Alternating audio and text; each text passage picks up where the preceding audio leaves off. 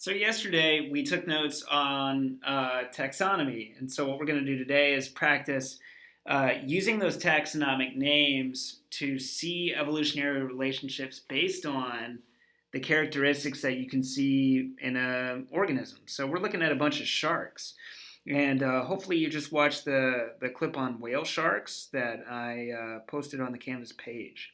So in that clip, where we're swimming after the whale shark, I mentioned a couple parts of shark anatomy. So here's the anal fin. This is where all the remoras were latched on and parasitizing the whale shark. The caudal fin is the large fin where that person swam down next to you so you could see the difference in size. And then here's the dorsal fin, which comes out of your back. Now, some sharks have two dorsal fins, so here's the second one.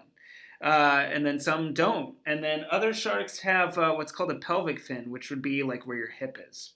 So if this is you and you are lying on your stomach, okay, and then here's your arm, that's basically where your hip is as you faced the ground, okay? So basically what we're going to use this diagram for is the shark pictures up above. We're going to use some of these features to see what taxonomic family these shark um, organisms belong to. So let's get cracking. A dichotomous key is actually kind of fun. So it works on a system of paired up clues. So what we do is we start with the first clue. And so it says the body is the shape of a kite. Okay? So what we're going to do is look up here and see, well, how many of these are the shape of the kite? So what you may not have known this, but manta rays, which is also in the last clip that I posted on the Canvas page, they are relatives of sharks. So in the manta ray clip, you can see how on their underbellies they can actually have spots. So let's pretend that this is a manta ray. So let's pretend that that's the underbelly. So they have these little spots there, just like the whale shark did. So those spot patterns are their fingerprints. So they're also a variety of carpet sharks because they're related.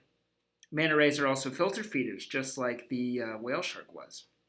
So anyway, how many of these are in the shape of a kite? So we have this one, we have this one, and we have this one. So if we go back to our clue, well, it says if you're in the shape of a kite, go to statement 12. So I skip all these other guys and I go down to statement 12. Okay? There's a small dorsal fin near the end of the tail. Okay? So let's go look up at our pictures. Remember, the dorsal fin is a fin that comes out of the back. So it's near the end of the tail. So here's a fin that's coming out of the end of the tail. So we know that this one, based on that clue, is Rajidae. That is the family of this manta ray, or excuse me, this ray. So if I go back down, and I go back down to the clue, I just eliminated that, so I'm done. Well, what if I don't have a fin? So then I go to 12b. There's not a small dorsal fin near the end of the tail. Go to statement 13. So now I'm down here. The front of the animal has 2 points that look like horns. That would be the manta ray, and that would be family Mobulidae. So if I go up, here's my points that look like horns, so I write Mobulidae. That's my cat, in case you heard him. What's up, dude? Get out of there, you crazy cat. Okay.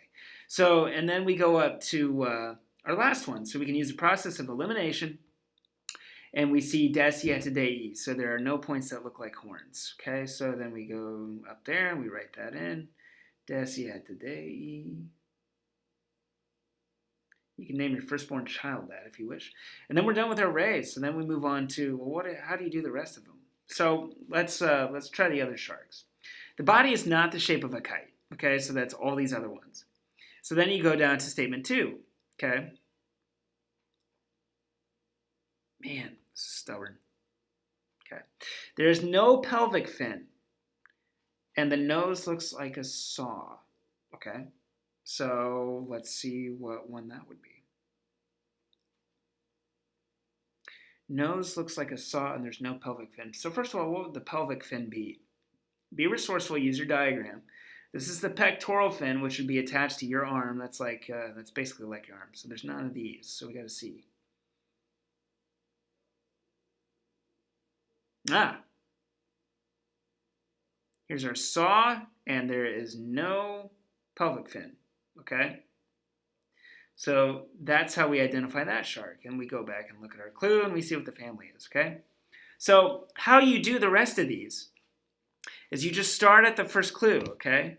You go to 1B, the body is not in the shape of the kite. And then once you eliminate certain options, you just keep going down the list. If there's no pelvic fin, go to statement 3, okay? Then you go to statement 4, then you go to statement 5. You just follow the directions, and it's very intuitive to complete this. And then what you're going to do is for the analysis questions, name 5 of the characteristics that you looked at in order to find the names of the sharks. Just go up to the diagram and list 5 of these. And then how is a dichotomous key useful to scientists? So you run through and you answer those questions. Now the difficult task is where you make up your own key. Now, this is going to be a requirement for advanced only. Other science classes have the option of doing it, but here's how you would do this if you're in advanced. So if you're in advanced, you need to kind of look at the model that you were given for the rest of the clues. So you start with 1A. If the fish has a long tube-like body, then it's something. But then, what do you do for the other ones? You need to make sure that you say, go to step 2. So each step needs to defer to another. So like, each one of these should have, go to another step. Go to another step. And only the very last step can have 2 names, okay? All the other ones have to eliminate 1 and then move you on to the next step. But only step 4, in this case, can have 2 names to it. And if you look at your example up here, none of these have 2 names. They all say go to step 4, go to step 5, go to step 6, except the last one. This has 2. Okay? So just complete this for tomorrow. If you have any questions, feel free to email me, but that's it.